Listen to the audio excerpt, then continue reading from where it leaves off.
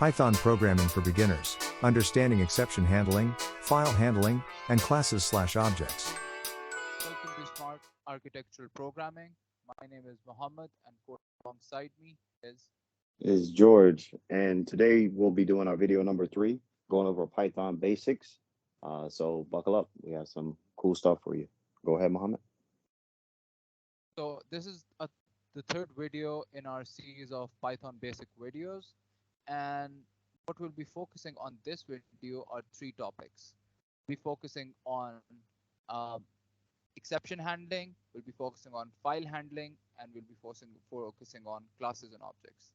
Now, all three of them, like the previous concepts we discussed, are essential and fundamental to programming, but the previous aspects that we discussed were essential to work with Python at all.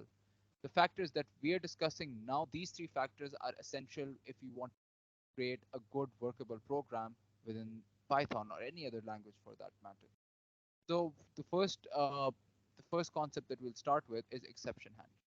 Now, what is exception handling? In clear terms, it is us handling unaccounted for situations that like deviate from the norm when a code is running, to make sure that the code keeps running and it doesn't create errors for the user if the user is in specific doing an action that is not specifically defined within the coding route that you set up. But you make sure that if that situation does arise that you did not anticipate, there's a generalized error handler that captures that and makes sure the user does not have issue. But in this case, in Python, like all of that can be done quite easily by by something called a try and except block. Now, what is try and except block? Like and why do we need to use that? Or better yet, why do we need to use exception handling? Exception handling is important, especially when you're dealing with third-party data or you're working with third-party applications in whatever shape or form. And the reason being so that you might have control over the code that you're writing, but you might not have control that's of data that's coming in from third-party websites, right?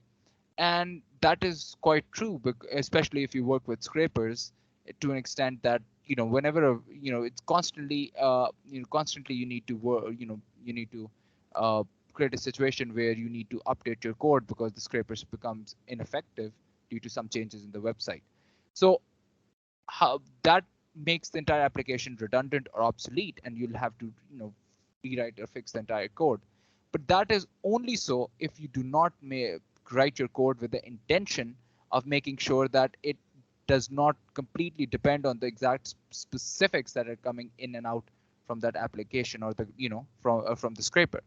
So when you write your code handling for that exception of whether that data comes in exactly as you need it or not, then you can run that application fine, just that data wouldn't be coming and otherwise your application would be fine. But in the case that you're working without exception handling, you probably need to revamp the entire applications all over again.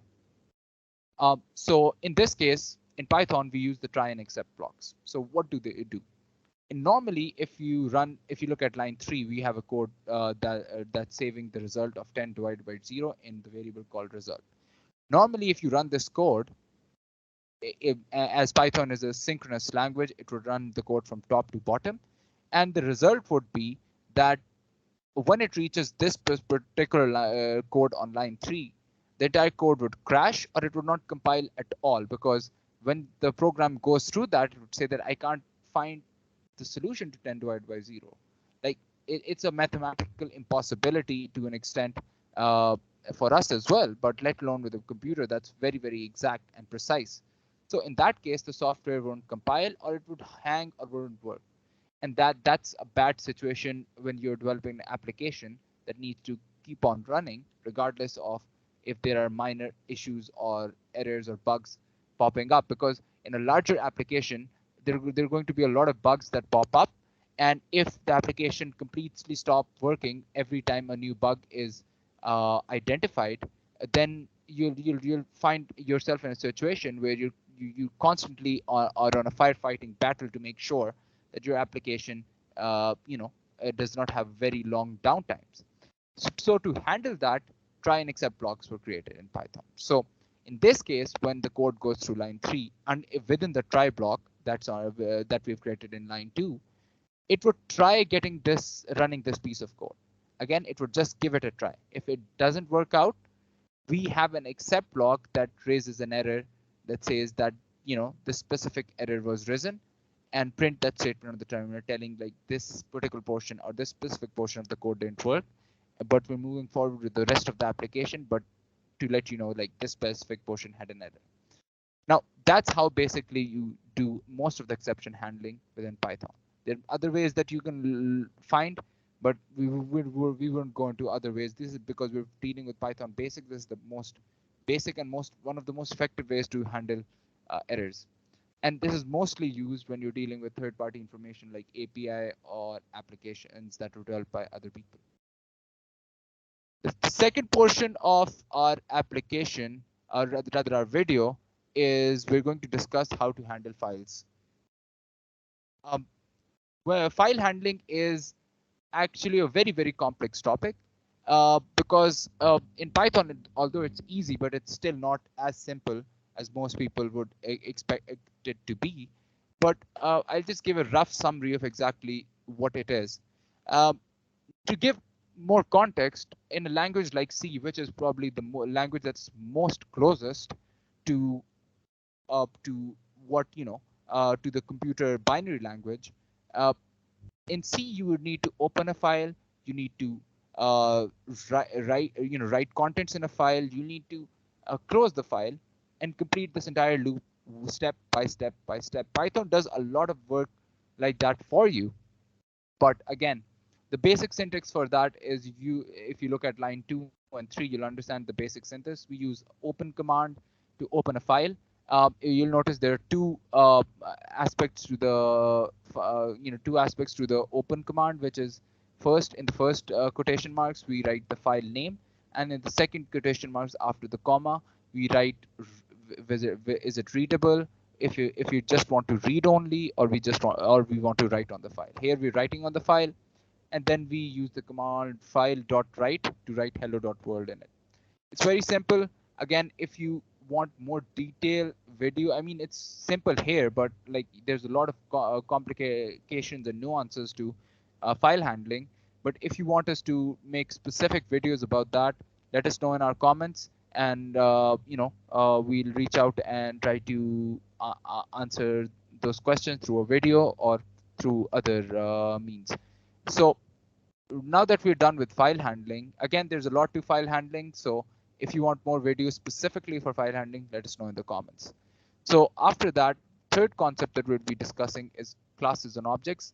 And again, like I wouldn't go too deep into classes and objects as well, because we have another video which is on object-oriented programming, which is one of the paradigms that essentially makes it tells us why objects are and classes are very important in Python if you want to make wider scoping applications.